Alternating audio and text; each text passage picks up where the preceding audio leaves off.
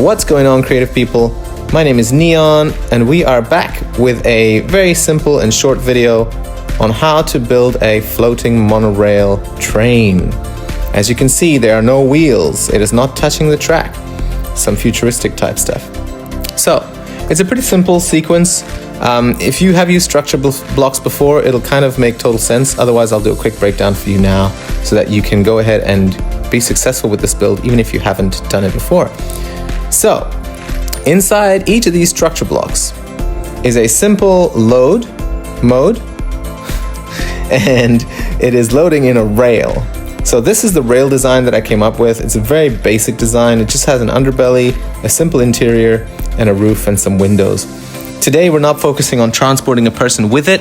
This is just for the visual element. If you have a cool cyberpunk city or something that you want to have some activity in, these light rails can be floating through your city even without anyone doing anything, as long as there's a redstone trigger event of some kind. So, as you can see in the structure block, the rail is loading on these following coordinates.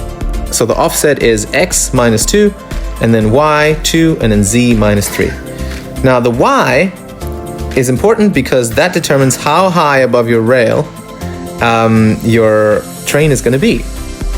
So in this case, the rail is 2 blocks the train is 2 blocks above the rail.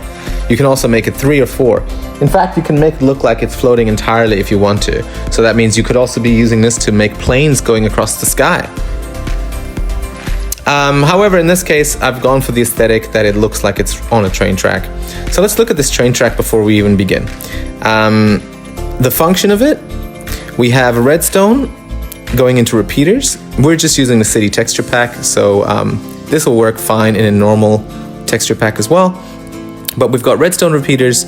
If you send a signal from one side, it will go through the repeaters and trigger each structure block. The structure block will load the train above it into position. And every time one of them triggers, it'll move along the track, giving the illusion that it's floating. So, for the visual element, I've just used these kind of glowing light sticks. Not sure what item it was again. Let's take a quick look.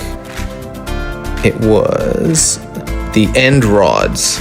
So the end rod actually make for a pretty cool glowing rail, which looks great at night as well for that cyberpunk feel. And then I've got these lanterns that light up every time redstone passes through, so it just gives that kind of golden beam of light traveling across the underside of the entire teleportation process. All right, so let's begin with the train station. We're just gonna fly in here. First of all, we've got this command block that is doing a play sound command for the players that are standing in the area. So the play sound, in this case, is just a beacon sound, and that just kind of makes it feel like you're waiting at a train station and there's some mechanical noise in the background. When you enter the carriage, it's very simple. It's just kind of like a placeholder carriage. You can also make this train much bigger and make a much more detailed carriage if you want. It doesn't really matter. And like I said before, we're not focusing on teleporting a player this time alongside the carriage. We're just making the visual element. So, here we go. We're going to press the button and watch it travel along the track.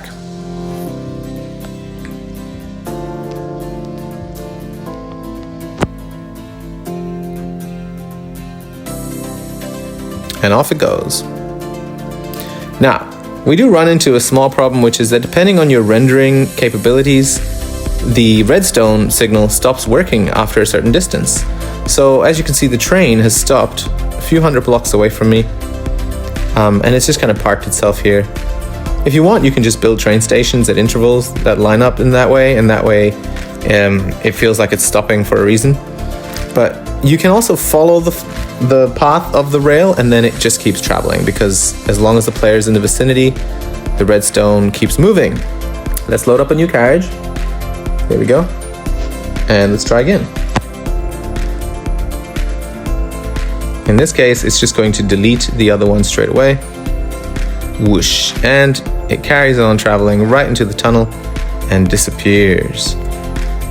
Alrighty. So, super simple function. One of the things that I would recommend is that if you do want to make a long track, you probably should have copied parts of the track so that you can just replicate it through copying, rather than having to build everything manually. Which is why I have built, alongside the normal structure blocks that clone the rail, I've also built these structure blocks, and that's just a chunk of the rail, I think 64 blocks at a time, which you can just copy and paste and copy and paste until you have a really long rail that the train can travel along. Bonus points are that all of the redstone is already in place with this. So I've just copied it, and then you can just load it into position and it's go. You don't have to do anything else. You can just load the train and watch it go. So what we're going to do now is we're going to watch it travel one more time. So we'll load it onto the track here, boom, and then we can launch it. To be honest, you don't really need to load it first and then launch it. You can launch it straight away, but it just looks a bit better when you have it standing still and then moving. So here we go.